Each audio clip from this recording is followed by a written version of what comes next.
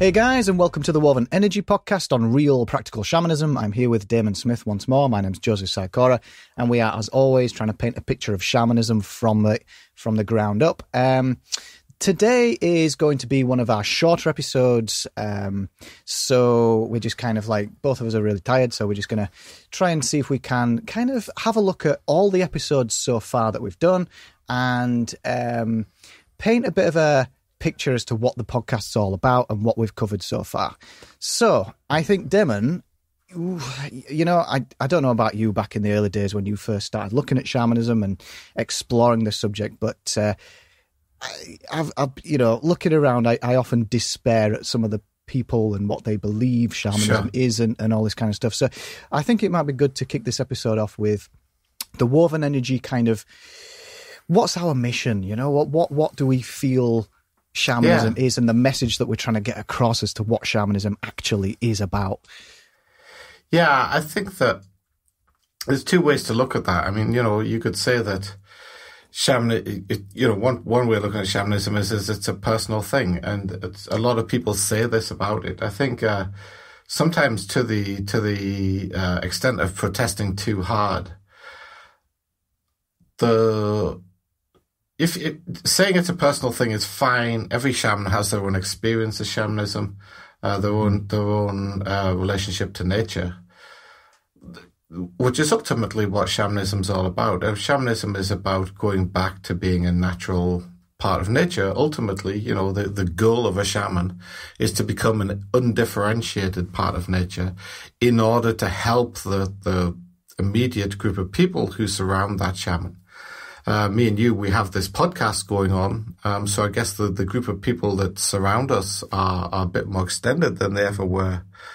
And we have quite a few people listening to that, for which I'm certainly very grateful. It's great to be able to talk to a wider I agree, and it's probably because we have a term called shamanism to even describe this thing, because as we know, shamanism is a Siberian term. It's not, you know, it's just something that people can go, okay, this is shamanism, and now we can learn more about it.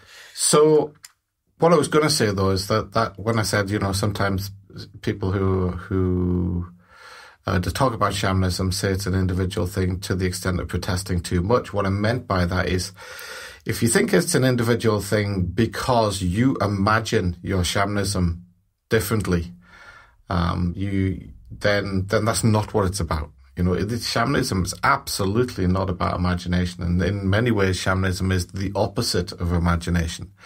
It's about getting rid of the stuff that you yourself are coming up with and allowing nature to teach you, in a way, shutting down the filters that your brain and the rest of your nervous system impose upon external sensory data, and trying to the greatest extent possible to experience that information raw and without filtering, without judgment, without imposing our kind of social miasma upon it. In that way, shamanism is absolutely not an individual thing. It's not a personal thing. Nature is one thing. And as shamans, we are trying to go back to nature, to become part of that whole, part of the one.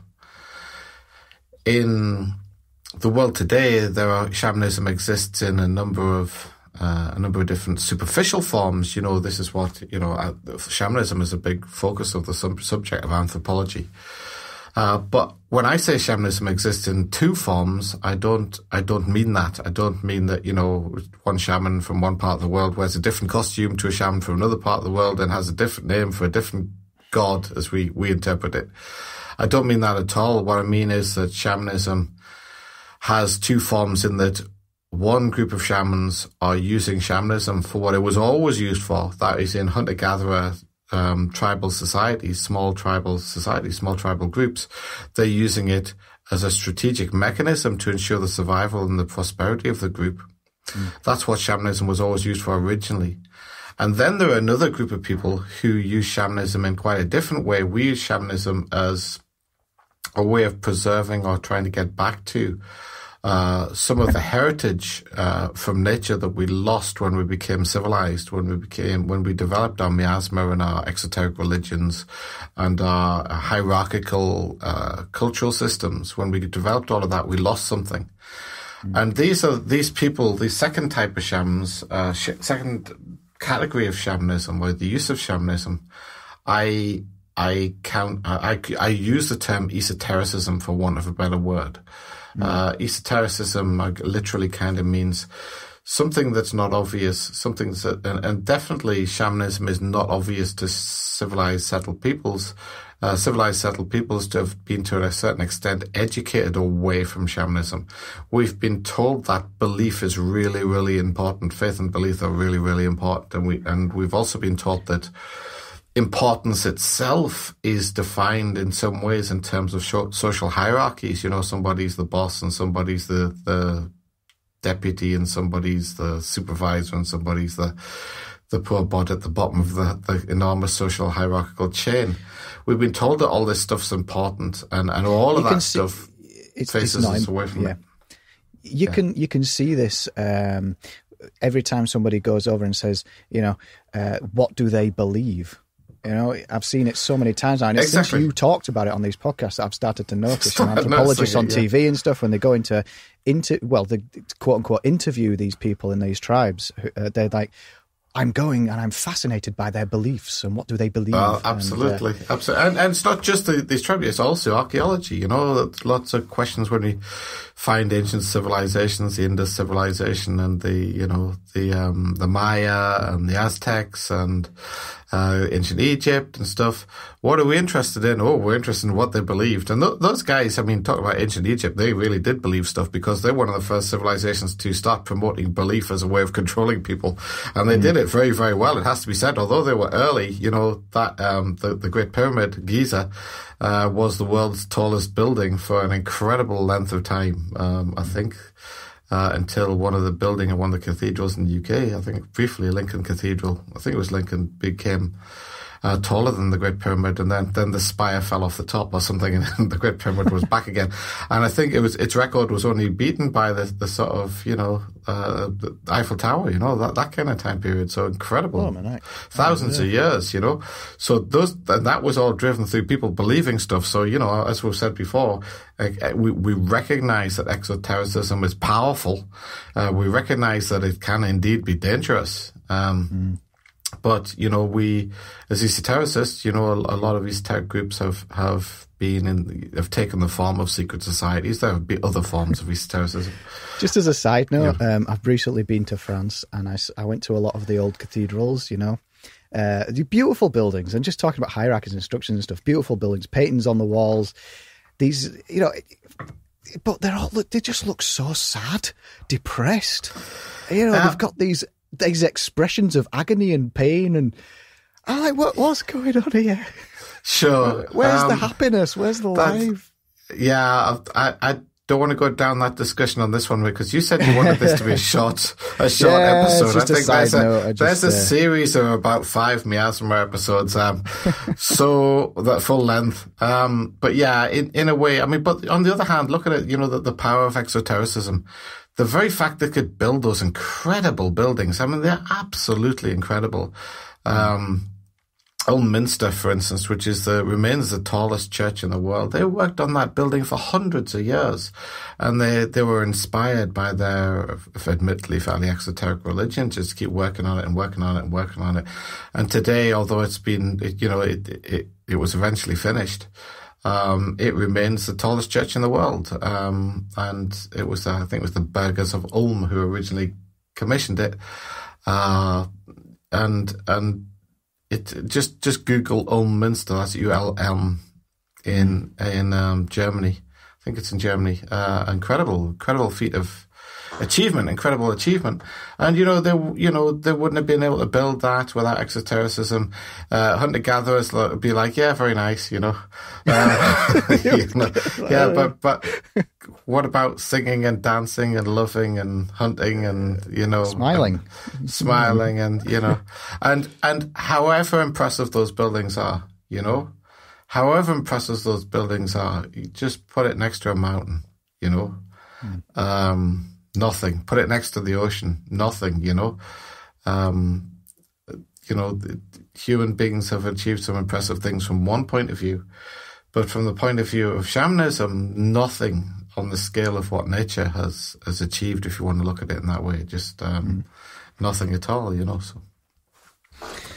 Yeah, and it might be prudent to say observing the mountains, the streams, the rivers in a state of chillicity, right?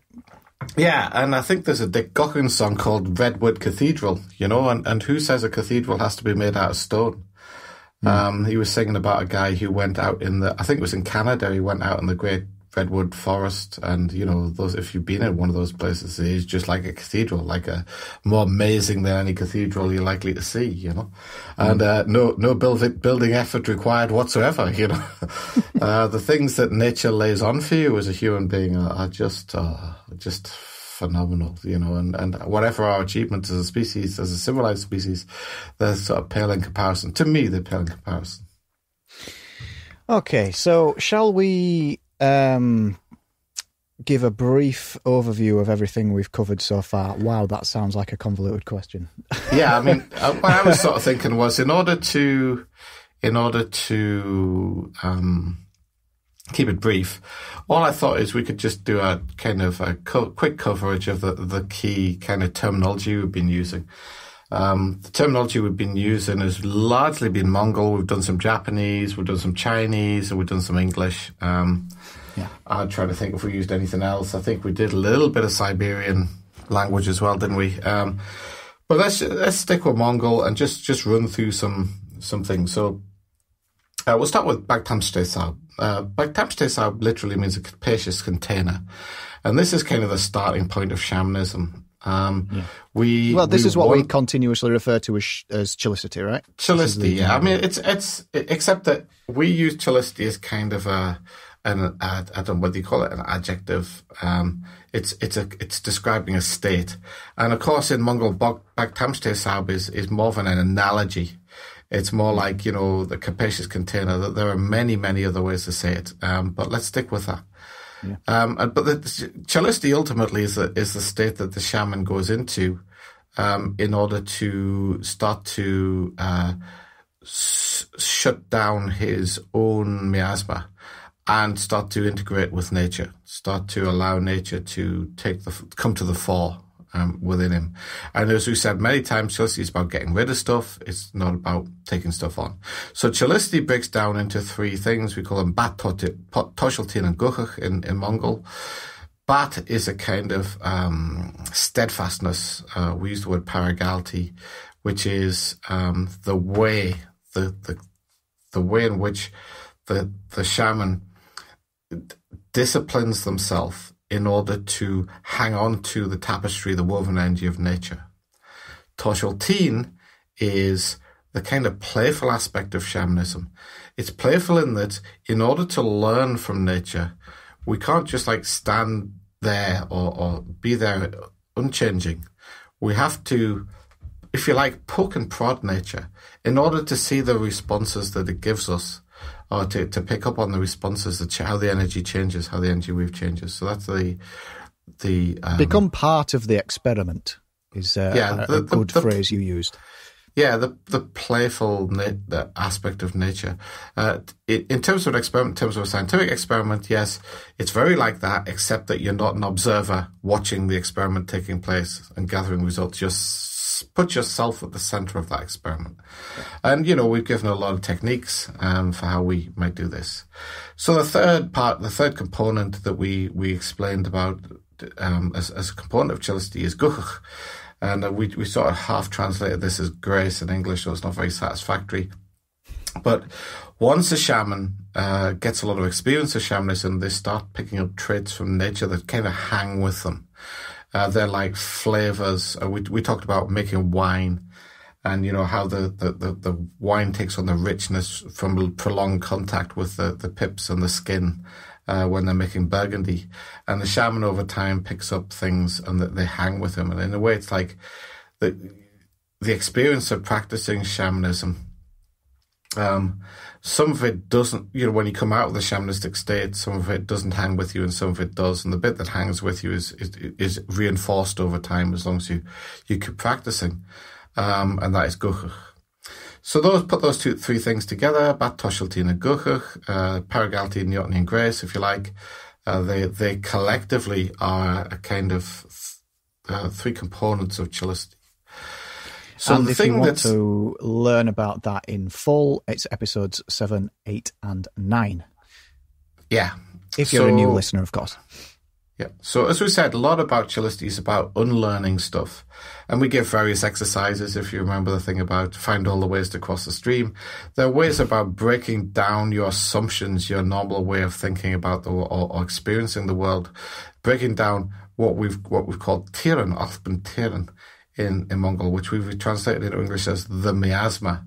And as you said, in Mongol, there are endless words for the miasma. We've got Chutguru, we've got Moluchlo, we've got Totguru, we've got Adad, Shiklulich, just a list of, you can tell that the Mongols have been a very shamanistic peoples because they, historically, when their languages formed, they have been discussing the miasma in quite some depth, But to have all these with different words for different aspects of it, But really, the miasma, one way of looking at the miasma is when you're forming Chilicity, you're chucking a lot of stuff out of your cup. If you imagine yourself as a cup or a chalice, you're chucking a lot of stuff out of your cup. What you're chucking out of the cup is the miasma. That's your social conditioning. It's the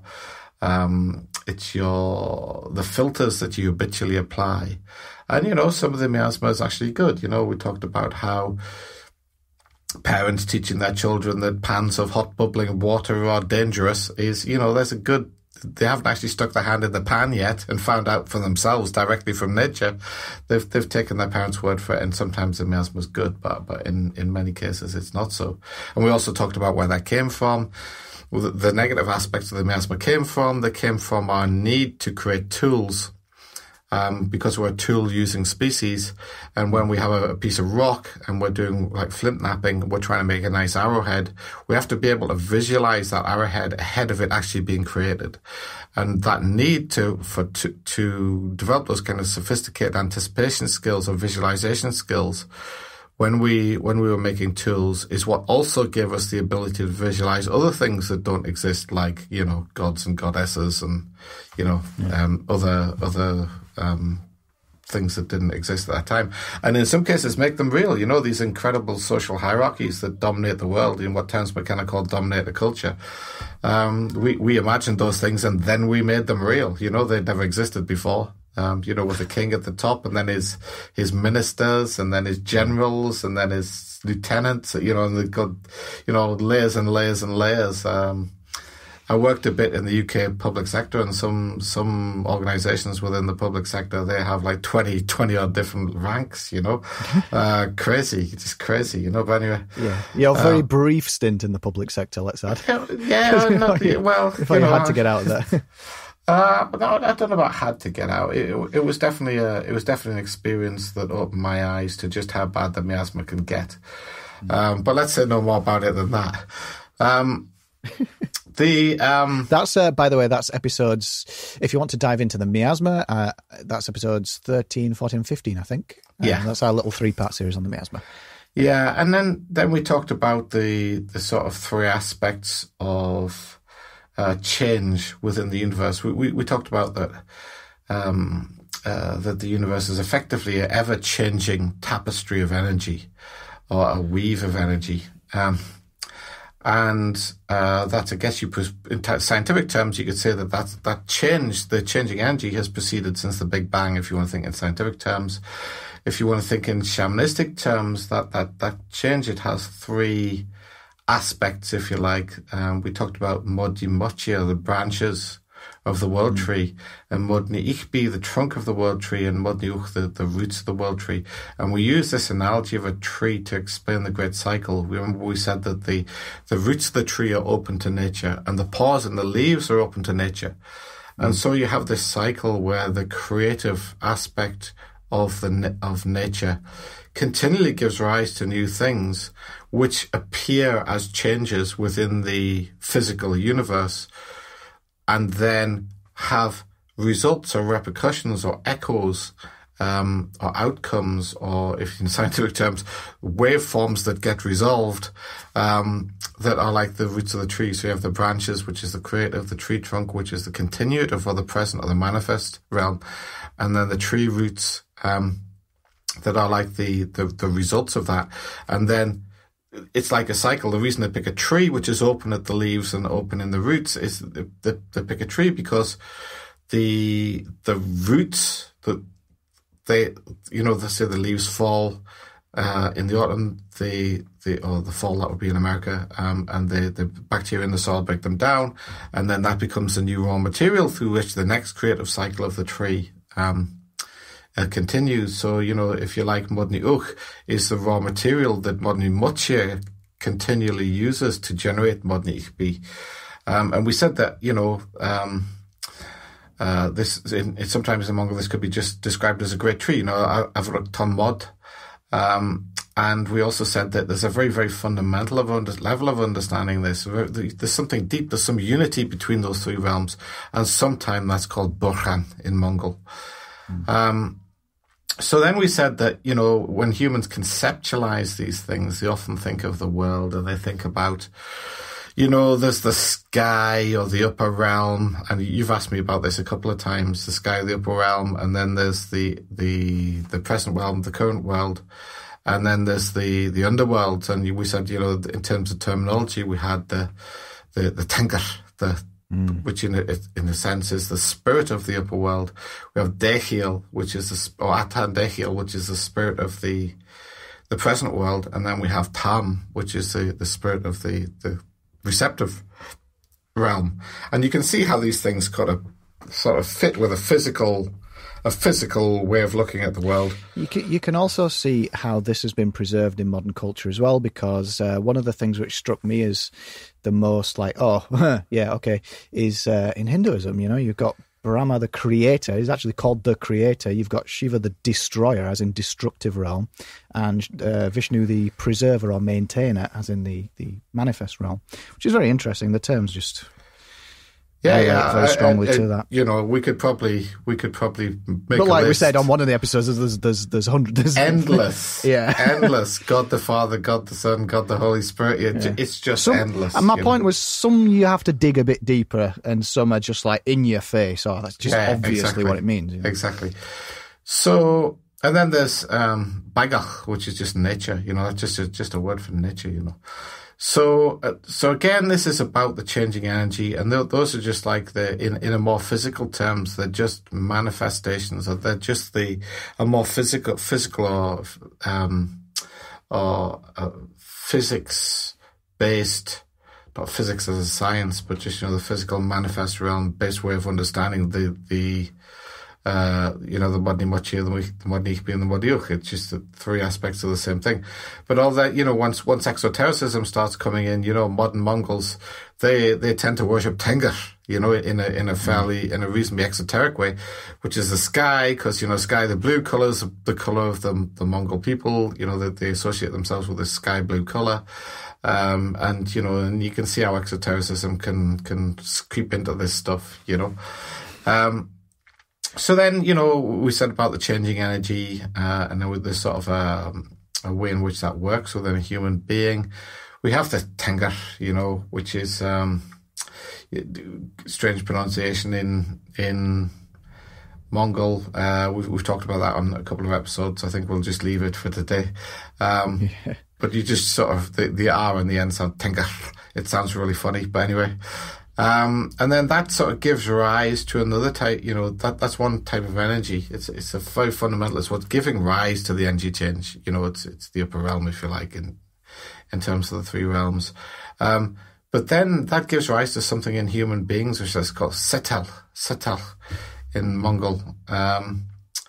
And that's more like the impetus within a human being, the intention within a human being that gives rise to the changes within a human being, or if you like, it's a very, very fundamental thing. It gives rise to the human being's intention, or the impetus to the human being's actions, and so the Setal is the place where the spirit of nature, Tenka, if you want to call it that. The spirit of nature intersects with the spirit of a human being.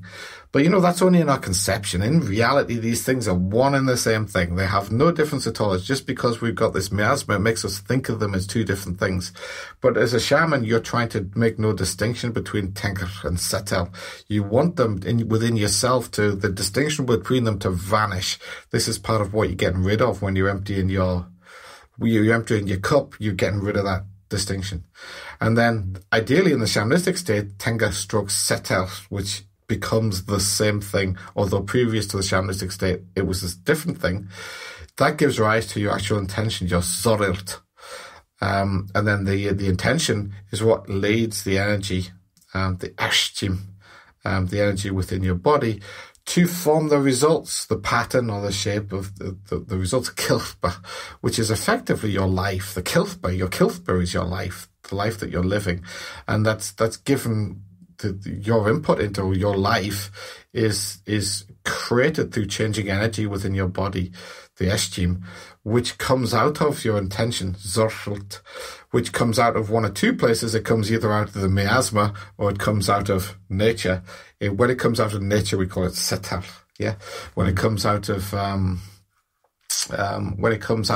the miasma, we call it tiran, achben tiran. That's where those terms would fit in. But we don't want that, right? We don't want that. So I'm not suggesting that people go away and do that. What we're suggesting is people go and stop doing that. Yeah. Yeah. And so, the other term in terms of that chain through which energy is given its impetus and its impetus to change. We said that sometimes when the energy is put to use, when we've actually making that, we're striking the rock to make that arrowhead, that the energy forms a form of power. It's applied energy. The change of the energy becomes a form of power through which strong actions can occur in the world, such as napping shards of a piece of flint. That's what we call huch. Huch, this is where this awesome huch word comes from. And then we said, after that, we said that when human beings try to understand themselves in the context of nature, sometimes it may be helpful to look at our close relatives, animals, like bears and tigers and horses and snakes, and these animals that are pretty closely related to each other. And we use this word, this phrase, Armstein Antan, to describe those animals. But more importantly, it just refers to the way in which the shaman investigates nature. Shamans, with their torsional team, they're very investigative, explorative within the context of nature. But they specifically, we talked about forms of shamanism that didn't involve the use of spirit animals or didn't involve spirit animals. We said there's probably not any that doesn't do that, because it's a very, very tempting thing for a shaman to do. But if you like, understanding animals, coming to a synergistic understanding animals by embodying their own spirit is a great shamanistic technique, and a almost universally prevalent one, because those animals are so closely related to ourselves. You probably don't find many shamans going out and practicing mollusk spirit dance or anything like that. It tends to be mammals or reptiles or birds or something of that nature, things that are relatively closely related to us. Something that we can naturally learn from. Yes, an animal that's deeply rooted in its own ecological niche, that we can take that spirit, if you want to call it a spirit, and take it on. Yeah, and for some of these animals, we have terminology. Mochoi, snake, bar, tiger. Chono, we said a bit about as a wolf. Mochoi is a dog. Moch is horse. Barca is a bear. Borat eagle. Day is the swallow, and so on. So, and then we said, to become a shaman, there tend to be about 7 stages that a shaman goes through, 7 steps of, I don't know what you call them. They're not really like stages in terms of you pass your first certificate, then you get your second. It's not like that. Yeah. Because each stage hangs and remains in the following stage. We said it's a bit like a pagoda. And so we started with Chelisti, Baktamshte Saub, and then we said there's the breath, coming to an understanding of the breath. We did a lot of episodes on that. That's episodes 16, 17, 18, 19, I think then 21 and 22 even. Those are loads of episodes on the Amska. So we spent quite a lot on this Amska stage 2, but just bearing in mind that stage 2 is also stage 1. Yeah. So what we could say is that stage 1 isn't necessarily stage 2, but stage 2 is always stage 1. That's a way to think about it. And then we said that there's many, many words for the next stage, and even in Mongol, because it's so important, which we're going to come on to in these podcasts shortly, which is the Tam or the Buchpichig, or those sort of terms. The dance, we've described it as the dance. This is energy dance. This is where the shaman starts dancing within the weave of nature and allowing his own energy to be part of that weave. But that's just an example. We've said, there are other there are many different alternative shamanistic techniques at that level. And we've actually, probably covered one or two of them, especially ones that are natural extensions of Chelisti. And then we said from there, the next kind of stage is what's called Guruch, which is the shaman starts to create his own weave. We said nature's like a weave or a tapestry. So there's your word for that, weave, guruch. But actually, in the dance, the shaman, or in other shamanistic exercises, the shaman starts to form his own weave within that pattern. Effectively, he's becoming part of the great tapestry of nature, part of the great weave of nature of energy. And from there, he can then, now this sounds like he's going to start deliberately to make this, but it doesn't happen. What happens is his spirit starts to slip onto a forming thing. This is where it gets very, very hard to talk about in English. And really we're past, my explanations now just have to be sort of technical terminology, because you cannot understand the next step, Moruch, without really, really understanding Guruch. And when we're only just coming around to the stage before Guruch on these podcasts, so we just hold fire on it. But the next stage is Moruch. We use the word slipping onto the vessel, but then we've said, well, the vessel's really Chelisti, it's really Baktamshte Sab. But the shaman's spirit slips onto the vessel, and that becomes, if you like, a container or a means through which the shaman can then, if they wish, proceed towards Achlal. But we talked about other things that can happen there, like Kamigakari is a sort of alternative, although it's actually exactly the same thing, which we describe as the journey. And then, the journey is a big important technique in shamanism. It's not the only one. It's not the only advanced technique in shamanism either. It's actually a very fundamental technique, but this is where the shaman gains nature that's usable to his tribe, usable to his people, useful to his people in terms of survival. And this will be the Ailal. And then finally, the results of the journey, in some ways, the abilities of the journey, some of the abilities that are achieved through the journey and other higher level shamanistic techniques also hang with the shaman in the same way that any kind of shamanistic practices hangs with him in terms of guchuch.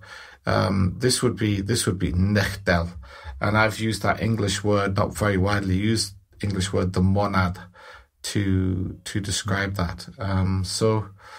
So I think there's a lot of other terminology. There's the general shamanistic terminology. You can think of stuff like Barch Eth, which is just like it's in, Mother Nature. It's the nurturing aspect of the world towards the shaman. In Mongol, shaman is bull, yeah. But as we said in Siberian, shaman is shaman, so it's quite easy to remember in Siberian. Evenk, anyway. And then, some of the things that the shamans do, these rites, rituals, techniques, we even call them, a term you could use for that is Tsanwuch, or another term you could use for that kind of thing is Morkel. And then another term you could use for the fact that, we talked about the Nekdal, and we talked about the fact that shamans have that kind of some innate abilities that are very quickly utility abilities, things that they can use really, really quickly. Sometimes that's sown in a Mongol, But just a technique, just a straight technique, that would be arug. And another word for that kind of utility type of stuff that shamans could use in terms of the, strategic advice that they might give to their tribe, that would be tsun, something like that. That's a word that's also used, and so there's a few words that we haven't covered before, just to give something a bit new on this podcast. But that I guess to me that's kind of a summary, a very high level summary of all the stuff that we've done. Those are the Mongol terms, or some of the Mongol terms. We could have used any other terms from any other nation in the world. As I've said before, I'm just more familiar with the Mongol and Japanese ones. I'm reasonably familiar with the Chinese terminology. And, from that point of view, if you're going to approach shamanism from the point of view of culture, there's just only so much you can even think about learning. You've got to be sent somewhere, haven't you? But what I was going to go on to say there was that, I've also got a reasonable amount of knowledge about some of the Siberian terminology as well. There's more than one language in Siberia, remember. We're not just talking about Evenk, there are many others. Yakut, for instance. I have some knowledge of the terminology there. But my point is, from this position where I've spent, decades learning all this stuff, I can absolutely guarantee that the shamanistic peoples in general have words for these things, but they're not different things. They have different words for them because they speak different languages, but they're not different things because they have different words. They're the same things that they're talking about. It's the very, very same, absolutely same thing. They're just words that we use in order to try to capture aspects of something that is a very, very fundamental aspect of nature. And it's real, it's reality. And, if I tell you something or somebody else tells you something and nature tells you something else, I think I've said this before. Yeah. All we're encouraging you to do is learn from nature. That's what shamanism ultimately is. But put yourself in an honest place with nature. What I mean is set yourself, your ideas, your attitudes, your beliefs, all that stuff. Try to set all that to one side and just become part of nature. And we've given a few techniques through which people can do that. And you can think of shamanistic technique as nothing other than that. A shamanistic technique is a way of distracting you from yourself so that nature can teach you. That's kind of there's a definition of a shamanistic technique. Perfect. And just to clarify as well, you've gone through all the stages of shamanism in some depth there. We've actually covered stage 1 and stage 2 in some depth on this podcast, haven't we? We're about to embark on the mammoth task of stage 3. And it's interesting that stage 1 was 3 episodes, stage 2 was like, 8 or 9 episodes. I don't know how long stage 3 is going to be. Well, also with stage 3, you've also got to remember that we're only going to give one example of it. We probably will do an awful lot of episodes on it, and we're only going to give one example, which is that's what we're all about, dance, depth. So, but at some point we'll probably go on other stage 3 things, and if we were as deeply involved in those things, we would probably be able to do an equivalent amount of episodes on those things as well. Yeah. All right, Demo. Well, thank you so much. I know you're tired tonight, so thanks for sharing your knowledge with us and spending time with us. Thanks. Likewise. Let's wrap this up then. Go to wovenenergy.com/start-here for your exclusive Get Started episode. And guys, if you like this podcast, please go to iTunes and give it a 5-star review if you think it's deserving of a 5-star review. We all like 5 out of 5s. 5 out of 5 is good. So I'll leave a link in the description so you can go straight there. It helps us reach more people, which is always good. Thanks for listening, guys, and we will see you in the next episode. Thanks, Joe.